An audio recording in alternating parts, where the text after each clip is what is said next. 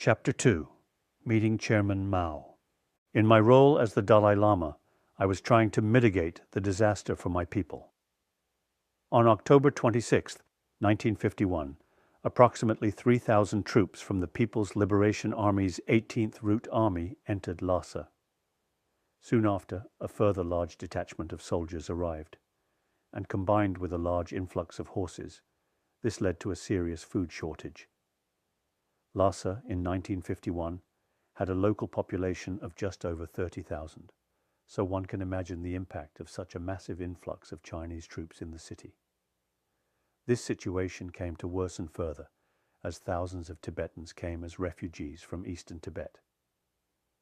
The period between 1951 and 1959 proved to be one of the most challenging times of my life. In part, I was still studying intensively for my final Geshe-l-Haram degree. Geshe-l-Haram is the highest academic degree one can obtain within the formal scholarly training of the great monastic universities of the Gelug school, analogous to a doctorate in divinity, which would culminate in February 1959. In part, I was going through a massive learning curve as a young man in the complexities of politics, having received no formal training in any of these matters. Of course, the rigorous education I was receiving in Buddhist philosophy and psychology did help me immensely in maintaining my sanity against the complex political challenges I had no choice but to face as the leader of the Tibetan people. And my on-the-job education meant dealing with the very real disagreements between my government and the Chinese generals who were stationed in Lhasa and had all the guns. I was often caught between the extremely reluctant and at times confrontational Tibetan officials on the one hand and the increasing heavy-handedness and haughty attitudes of the Chinese generals on the other. Ultimately, in 1952, my two prime ministers, one lay and one monastic, were forced to resign by the Chinese. I made the decision not to appoint replacements to these posts since they would simply be scapegoats, and it was better that I accept the responsibilities myself. The situation in Lhasa was getting more tense by the day. I also still had to govern, and one of my priorities was to improve our system and society. I set up a reform committee to help create a more equitable system with explicit attention paid to the needs of the ordinary people and the poor. As a child growing up, I learned a lot from sweepers at my residence, who were often my playmates, about the problem of injustice and abuse by the powerful. But I faced major obstacles from the Chinese since they wanted reforms according to their own system, along lines introduced in mainland China. They probably felt that if changes were initiated by the Tibetans themselves, it might hinder their own agenda. So, when in 1954 the Chinese government invited me to Beijing, I felt it was the only option left to me to attempt to improve my people's deteriorating situation. In June, I received a telegram from Deng Xiaoping, then the senior figure responsible for Tibetan affairs in the Chinese leadership, inviting me to attend the inaugural National People's Congress in Beijing in September 1954. The same invitation was extended to the Panchen Lama. Although the Tibetans in Lhasa were deeply concerned about my trip to Beijing, I decided that it was best that I go for the sake of my people. To assuage their fear, during a large gathering of Tibetans at a religious ceremony at Norbolinka, my summer residence, I reassured them and promised to be back within a year. To this day, I remember when I left Lhasa for Beijing, there were so many people crying. I heard some of the older women shouting, "Please don't go. It would be not good." As there was no bridge over the Kichu River at the time, we had to cross it in the traditional Tibetan coracles, made out of yak hide stretched over a willow frame. On the sides of the river, There were so many people crying. Some even seemed they might jump into the river. Later, I heard that some fainted and even died. On September 4th, 1954, Panchen Lama and I, with our delegations, finally arrived in Beijing by train from Xi'an. We were received at the station by Prime Minister Zhou Enlai, Vice Chairman Zhu, who was also the Commander-in-Chief of the People's Liberation Army and a member of the Standing Committee of the Politburo, and other Chinese officials. A few days later, I met Chairman Mao Zedong himself for the first time. He was 61 years old to my 19. He was warm and welcoming.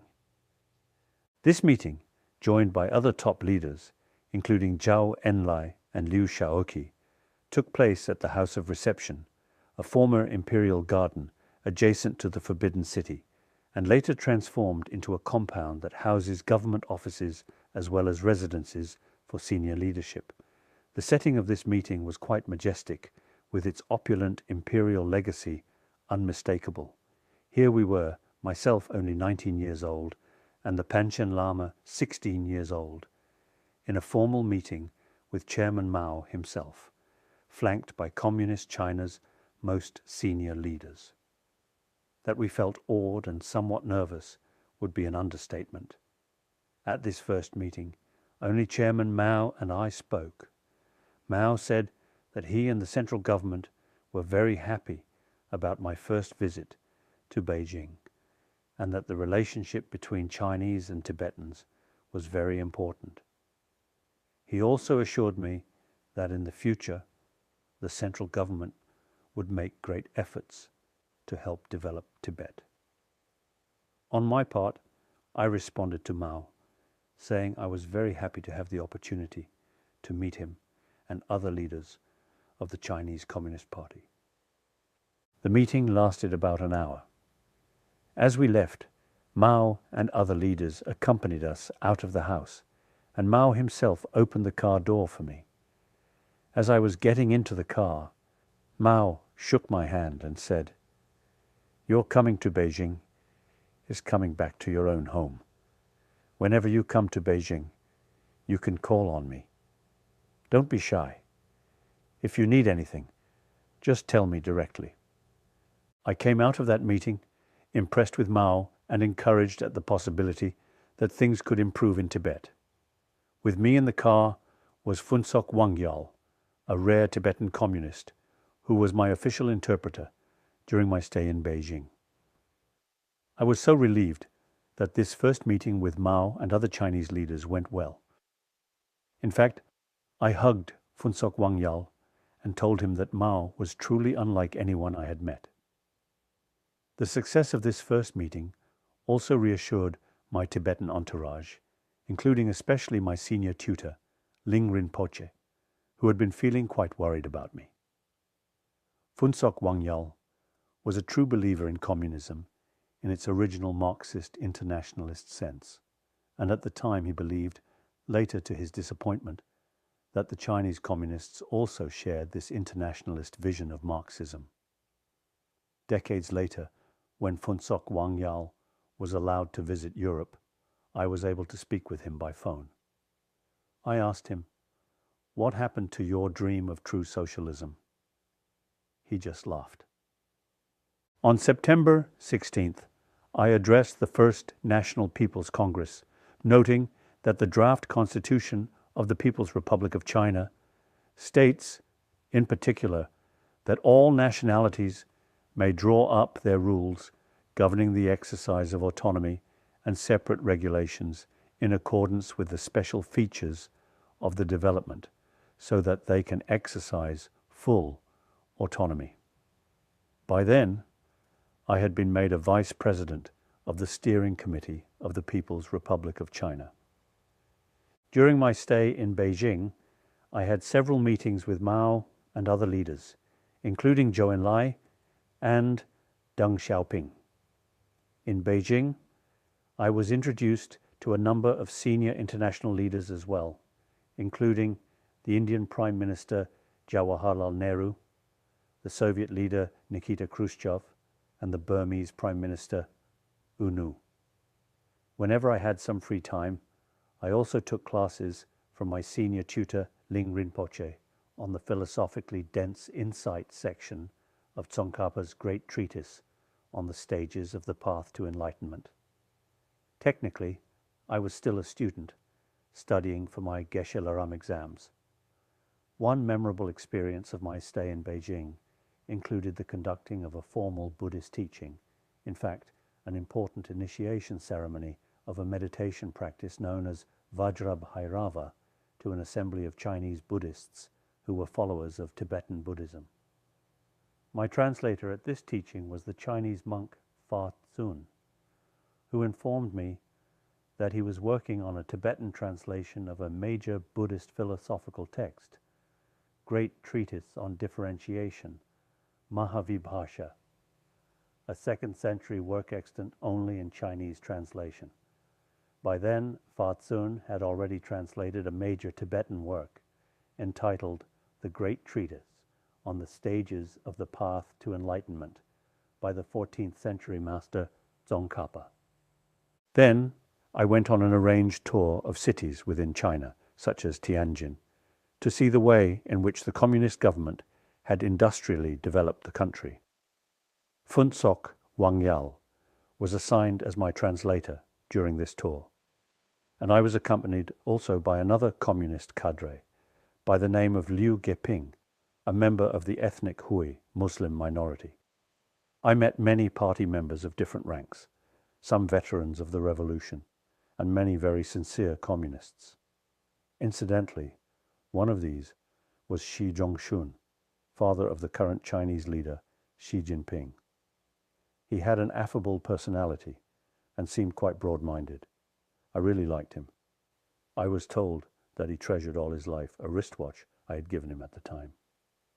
I was impressed by the sense of purpose and dedication displayed by many of these first-generation revolutionaries, as well as their obvious successes in their attempt to create a more egalitarian society. I learned much about Marxism-Leninism and was particularly struck by the emphasis in Marxist economic theory on equal distribution of resources rather than pure profit-making. The idea of taking care of the less privileged people of the working class is wonderful. To oppose all exploitation and to strive for a society without national boundaries, these are excellent ideals. As I was exposed to all this in my youth, these aspects of socialist thinking left a strong impression, such that I sometimes describe myself as half Buddhist and half Marxist. However, as I have thought about it over the years, what is lacking in Marxism is compassion. Its greatest flaw is the total neglect of basic human values and the deliberate promotion of hate through class struggle. Furthermore, as time went on, in the case of communist China, Marxism seemed to have given way to Leninism, with state control of the people by the party as the primary objective. During this tour around China, I had the rare opportunity to cross into Inner Mongolia for a brief visit. It was a moving experience, given the long and close association between Tibetans and Mongols spiritually. Although for me, this tour of Chinese cities was educational and enjoyable, most of my officials, including my 2 tutors, were completely uninterested. So when it was announced that there was going to be no more sightseeing, there was a collective sigh of relief. My mother in particular did not enjoy her stay in China, especially the hectic sightseeing schedule. At one point, she even got ill with a serious case of flu. Since my return to Beijing from the tour was close to Losar, Tibetan New Year, I decided to host a banquet and extend invitations to Chairman Mao and the other 3 senior Chinese leaders, Zhou Enlai, Zhu Dei, and Liu Shaoqi. They all accepted, and we had a memorable celebration. One day, Chairman Mao paid an unannounced visit to my lodgings. During this meeting, he unexpectedly asked if Tibet had a national flag. Somewhat nervously, I replied that we did, and he said that it would be fine for us to keep it. Mao's surprising response implied that, at that time at least, he had in mind a model of the diverse nations within the People's Republic along the lines of the republics within the Soviet Union. In fact, I know Mao gave orders to senior Chinese officials stationed in Tibet at the time, Zhang Jingwu, Zhang Guohua, and Fan Ming, to display the Tibetan flag alongside China's Red Star and also my photo alongside his own. So later, in exile, when Tibetans and international Tibetan supporters would display our national flag in public, especially when greeting me during international travels, I used to tell them that Mao himself had given permission to keep our flag. Today, sadly, the Tibetan flag is illegal in Tibet, and anyone caught in possession of it will go to prison. Before I left Beijing, I had a final meeting with Mao. He looked very happy and told me to communicate directly with him through the telegraph, saying I should train some trusted Tibetans to do this. He then came close to me and said, "Your mind is scientific, and that is very good. I have watched your thinking and activities all these months. Your mind is a very revolutionary mind." He gave me excellent practical advice about government, and I took notes. As the meeting came to a close, Mao told me, "Your attitude is good, you know. Religion is poison. It reduces the population because the monks and nuns must stay celibate, and it neglects material progress." I was shaken and attempted to hide my feelings by leaning forward as if to write something. It was then I knew, despite all the hints of positive dialogue, that he was the destroyer of Buddha Dharma. As I prepared for my journey back home to Lhasa in March 1955, despite Mao's last disconcerting comment about religion, I still had hopes of saving my people from the worst consequences of the Chinese occupation. I thought my 6-month visit to China had helped in 2 ways. It had shown me exactly what we were up against and had appeared to have persuaded the Chinese leaders not to go ahead with their original plan of governing Tibet directly from Beijing through a military and political committee. We seemed to have a firm promise of autonomy. In fact, on the way back to Tibet, I met the Chinese General Zhang Guohua, who was stationed in Lhasa but was en route to Beijing. I told him that on my way to China I was full of anxiety, but now on my way back home I felt more hopeful and confident. So I had some faith that we could work with the Chinese. Tibet could be modernized, and its people would live on some kind of equal terms with the Chinese majority within the People's Republic of China. I worked earnestly to seek a lasting accommodation that would save my nation and people within the constraints of the 17-point agreement. I tried to institute some reforms, notably to establish an independent judiciary, to encourage proposals for the development of a program of modern education, and to build modern roads. It proved to be a hopeless task, constantly undermined by the Chinese Communist military and civil officials stationed in Tibet, with rising resentment of repression and the risk of spontaneous revolt from the Tibetan people. My efforts were blocked at every stage by the Chinese officials and military. The Preparatory Committee for the Autonomous Region of Tibet, PCART, which was meant to give the Tibetans autonomy over the process of reform, and of which I was the chair, turned out to be just a show, with all actual power in the hands of the Chinese. The promises and assurances received in Beijing turned out to be empty. My messages to Mao elicited no response. During the many disasters and unspeakable acts against Tibetans that were to follow, I wrote 3 times to Chairman Mao, the 3rd time ensuring that my letter was personally delivered. There was never an answer. Whatever little hope I had in Mao and the communist leadership was shattered. The commitments that the Communist Party of China had made in the agreement it had forced upon us turned out to have no real meaning.